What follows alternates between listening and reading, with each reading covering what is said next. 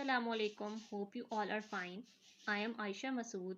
I am currently student of BSMIT Rawalpindi Medical University.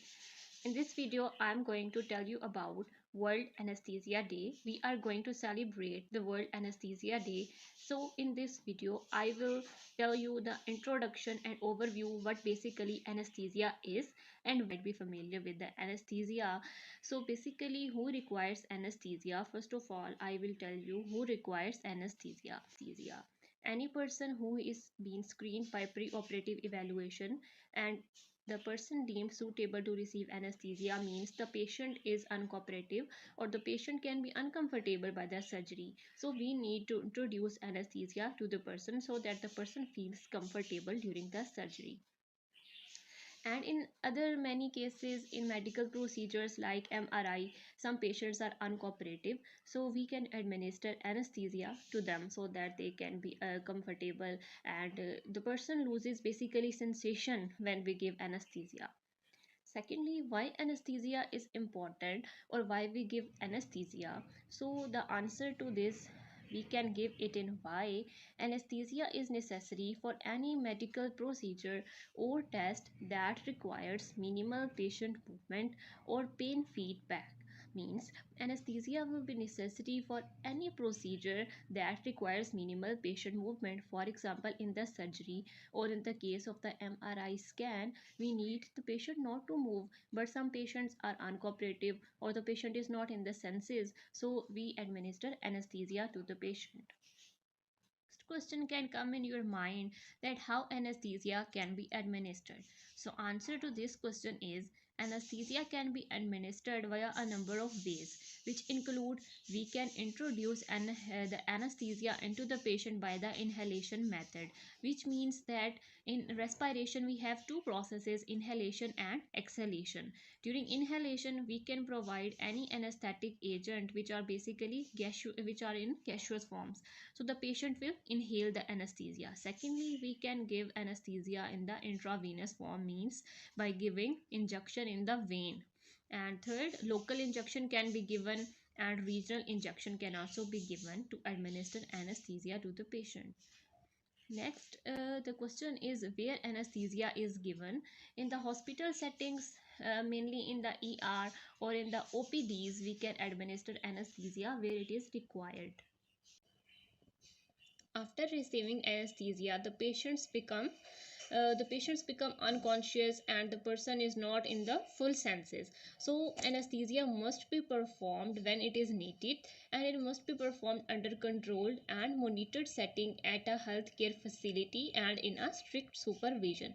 So anesthesia is very important in many of the surgeries, and it can be given only in the strict supervision. Now if we talk about the types of anesthesia, it is said that there are four main types of anesthesia, and the usage of the type of the anesthesia basically depends on the surgery or the procedure being done, and it also depends on the age and medical conditions of the patient. And sometimes a patient gets more than one type of anesthesia, so it totally depends on the patient condition and it varies from person to person. I am going to explain the types of the anesthesia. The first one is general anesthesia, in which there is reversible state of unconsciousness with loss of sensation of the entire body. Means the patient becomes in a reversible state of unconsciousness, means the consciousness can return in minutes to seconds, and there is loss of sensation of the entire body. And when we hear the word anesthesia, it is basically the general anesthesia. And in general anesthesia, the patient becomes unconscious and there is no awareness or no sensation of the surroundings. And many different medications can be used during general anesthesia, and some medications can be given through intravenous, and the patient is induced to sleep, the muscles are relaxed, and it is basically used to treat pain. Type is sedation, and in which sedation decreased level of consciousness or relaxed state but not fully unconscious. The patient is not fully unconscious means, but however he has lost some level of the consciousness and his muscles are in the relaxed state and the patient feels drowsy and relaxed. Different methods can be used. Mostly the sedation is given through the intravenous route, and different levels of sedations are possible, and again it depends on the type of the procedure and the patient's preference. The next type is regional anesthesia, in which the regional anesthesia basically blocks the sensation in a large region or some portion of the body.